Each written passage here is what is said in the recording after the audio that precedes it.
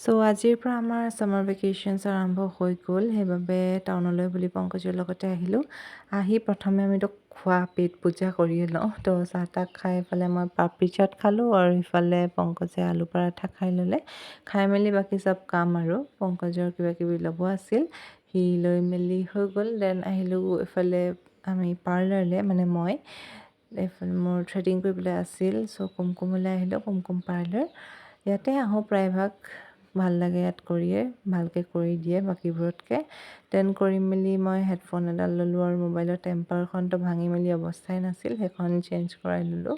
Then মোৰ headphone লৈ গৈ আছে ছাৰ, দেখিছেই ন। ডাইৰেক্ট তাৰপিছত ঠাণ্ডা এটা খাই খাই ঘৰ বজাৰ কেইটামান আছিলে সেইকেইটা কৰি ঘৰলৈ আহিলোঁ। ভিডিঅ' কৰা ইমান নহ'ল। এয়া দেখিছেই ন, হেডফোনডাল এইডাল, আৰু এয়া নেইল পেইণ্ট ৰিমুভাৰ এটা লৈছোঁ যিহেতু শেষেই হ'ল। তাৰপিছত যিহেতু পূৰা গৰম, সৰু ফেনখন মই লৈ ঘূৰি ফুৰোঁ, সেইটো চাৰ্জ শেষ হৈছে, সেইকাৰণে চাৰ্জত লগাব লৈছোঁ। আৰু এটা বস্তু আনিছিলোঁ, পেণ্টিনৰ হেয়াৰ কণ্ডিশ্যনাৰ এটা।